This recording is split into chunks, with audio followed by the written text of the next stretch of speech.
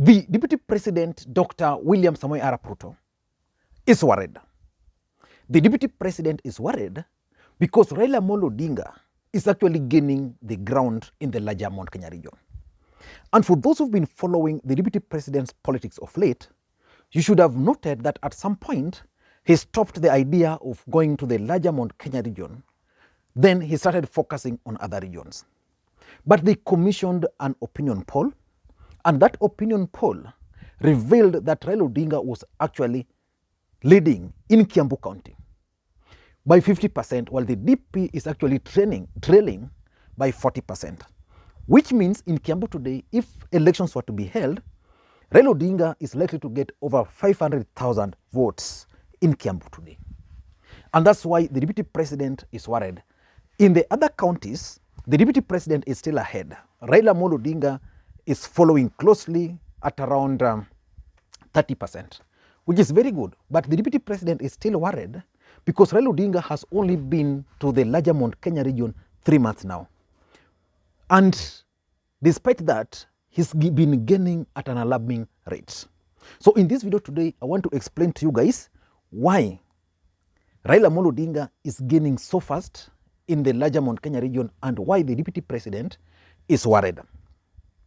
And just before I get into that, the Deputy President should be worried because, for example, 3 reasons only. Number one, President Uhuru Kenyatta, who is supporting Raila Odinga, is yet to go to the ground.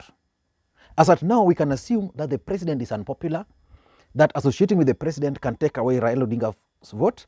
But the truth of the matter is that these people voted for President Uhuru Kenyatta to the last man. Should the president decide to go to the ground and explain himself to the people, chances are that the president is going to emerge as a winner in the larger Kiambu region or the larger Mount Kenya region. And that's why the DP must be worried. The fact that the president is yet to go to the ground. Number two, Raila Odinga is being accepted in the larger Mount Kenya region. For a very long time, the narrative was that selling Raila Odinga in the larger Mount Kenya region was like selling pork in some Middle East countries, something which was not possible. But people today in the larger Mount Kenya region are actually associating with Raila Odinga. I've seen so many youths who are openly supporting Raila Odinga. I saw Sabina Chege just the other day, yesterday, claiming that she no longer fears being associated with Raila Odinga. So it means already there's that acceptability. And the fact that people have started accepting Raila Odinga means more will still be willing to listen to Raila Odinga. And more people who are willing to support the DP have now moved from there to either undecided or to Raila Odinga's camp. And just like I've been saying on this platform, that in the larger Mount Kenya region, Raila Odinga cannot lose. He can only gain. And any gain Raila Odinga is making in the larger Mount Kenya region should actually worry the DP. And lastly, the biggest challenge for the DP again, why it should be worried, is the rest of the country. Raila Odinga can easily choose a running mate from the Kikuyu nation and it will be fine. Why? Because this country has been ruled like you have a Kikuyu, Kalenjin, a Kalenjin, Kikuyu, Kikuyu, Kalenjin. So it would mean that if Ruto were to choose someone from the larger Mount Kenya region, people will question why he's doing that at the expense of the rest of the country. Remember, everybody who was being anticipated to be his running mate are now out of equation. Moses Korea, Mwangi Kiunjuri, Martha Karua is saying she's not going to be anybody's running mate. She's going for Kirinyaga.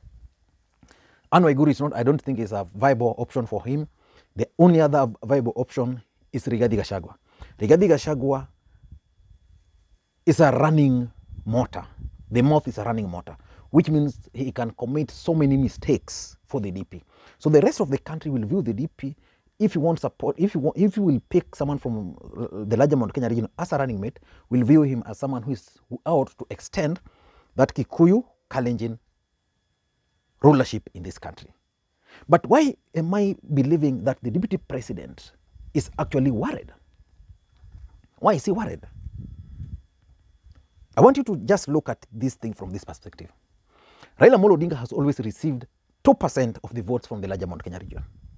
President Uhuru Kenyatta, Mwai Kibaki received over 90%.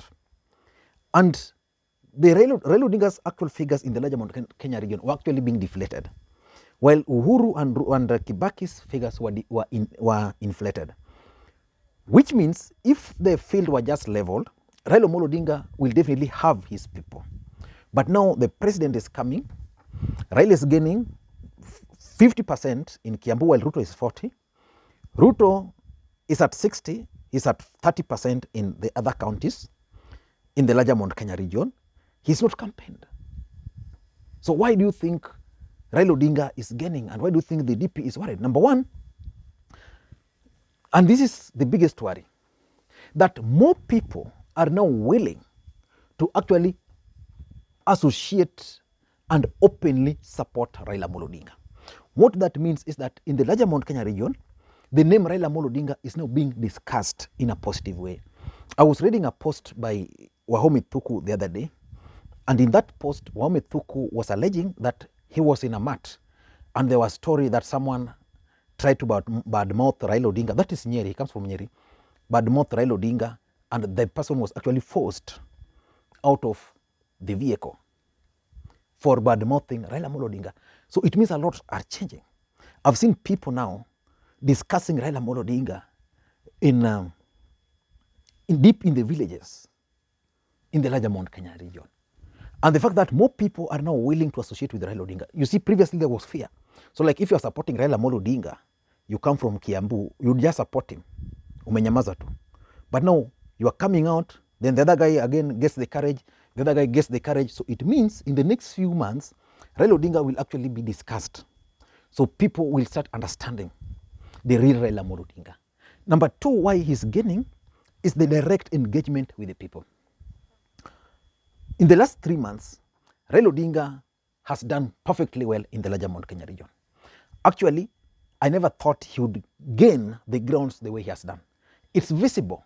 I mean, even online, it's visible. You go to these other groups, Facebook groups across the larger Mount Kenya region, the fact is Raila Odinga is gaining the ground. He's gaining the ground because of direct engagement. The president allowed him to go to the people, in most cases without even the elected leaders. He's going there, explaining himself to the people. People are believing in him. Young people have started embracing him. He's explaining himself. So people who are made to believe that Raila Odinga is a devil, Raila Odinga is not a human being, are now just meeting Raila Odinga and they're saying, okay, kumbe this is Raila. And there's a story which I like telling people. After the last election, after the handshake, I was still actively involved in ODM activities. So there was this meeting which was organized between ODM youths and Jubilee youths, where they were meeting Raila at Capitol Hill. I was there. Then, after that meeting, I was talking to a few guys from the mountain. Some of them were actually surprised that they were not very sure of the kind of a person they were going to meet. That kumbe Raila Odinga is just a human being, very simple, soft, even the age-wise, he looks younger. You know, now that he's engaging these people directly, more people are embracing him. Because Raila Odinga is authentic. He doesn't come to you with lies. He doesn't come to you with promises which cannot be fulfilled. So more people are embracing him because of that direct engagement. And because of the direct engagement, he's winning more hearts. And that's why the DP is trying so hard to try and outdo every other gain that probably he might have achieved. Number three is the impact of endorsements. You know, most people are saying that, like I saw the other day, the deputy president attacking Kiraitu Murungi. Why? Because Kiraitu Murungi endorsed Raila Odinga. The other day, also yesterday, I saw him attack the Mount Kenya Foundation for endorsing Raila Odinga. And that anybody who is supporting Raila Odinga is actually out to hoodwink the people of the larger Mount Kenya region. That tells you that those endorsements are significant. President Uhuru Kenyatta has kind of endorsed Raila Odinga. He's the leader of the Kikuyu nation. Kiraitu Murungi, who comes from Meru, endorsed Raila Odinga. The DP attacked him. We saw the kind of support he received from his people. The Njuru Ncheke is still split. There's a faction which wants to support Raila. There's another which is not willing for now. But the biggest endorsement which is working to the advantage of Raila Amolo Odinga is the Mount Kenya Foundation. Because politics is a game of perception. A perception is being created, for example, that Raila Amolo Odinga is the guy who can safeguard the interest of the larger Mount Kenya region. And they're now telling their people that it is us who are in business. It is us who have employed you guys. We are telling you this is the right guy. So most people have started buying it, including even on radio stations. You know, in Kikuyu Nation or the larger Mount Kenya region, they value radio so much. In those vernacular radio stations and TV shows, Raila Amolo Odinga is now being talked about. Why? Because these people with money have endorsed Raila Odinga.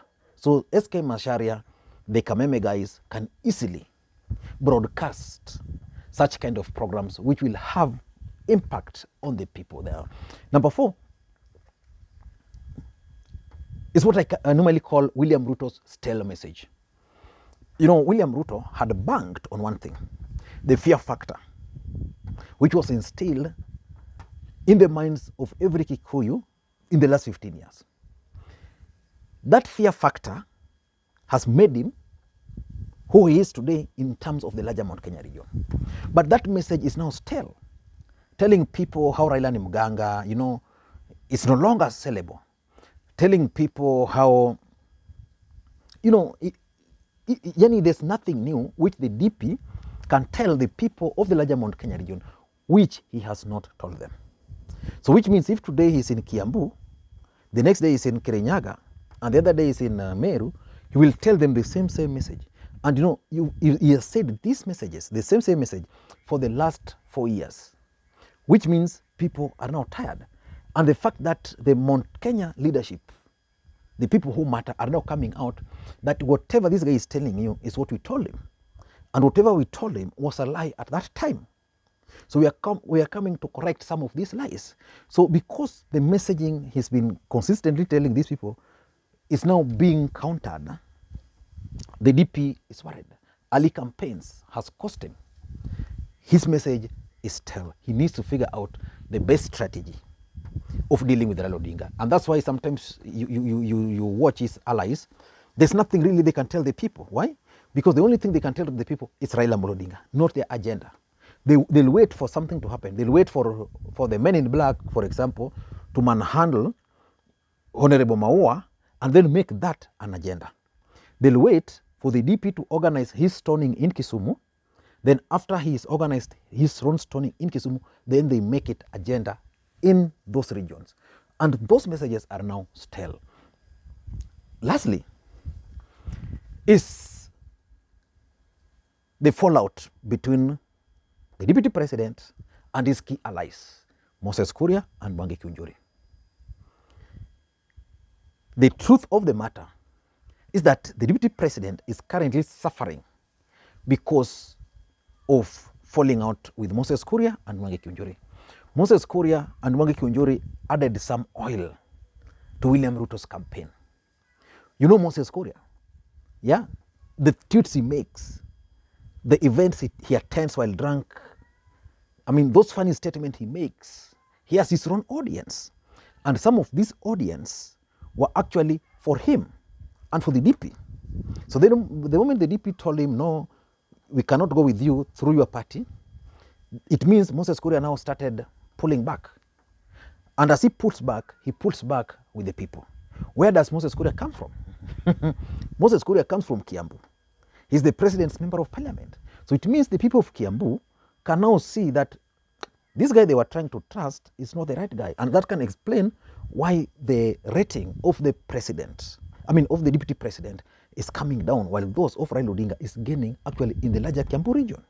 I don't know what you think, but I also think that the fact that the president is now issuing directive could also be a contributing factor to Raila Odinga's rising popularity in the larger Mount Kenya region.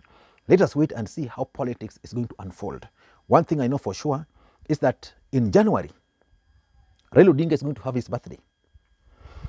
After that birthday, which is going to be on fire online, after that birthday, I want to assure you that President Uhuru Kenyatta is going to start campaigning for Raila Odinga in the larger Mount Kenya region. After that, that will mark the end of the DP. There is no way William Ruto can win the presidency without the support of President Uhuru Kenyatta or without the support of Raila Odinga. And that's why Raila Odinga once told the DP in Kericho that for you to become the president one day, you'll have to look for me. And because he has not looked for Raila Odinga, there is no way William Ruto is going to be the president of the Republic of Kenya. I'm saying it very simple like that, but that's the honesty and it's the truth. Thank you guys, and may you have a good day. Bye-bye.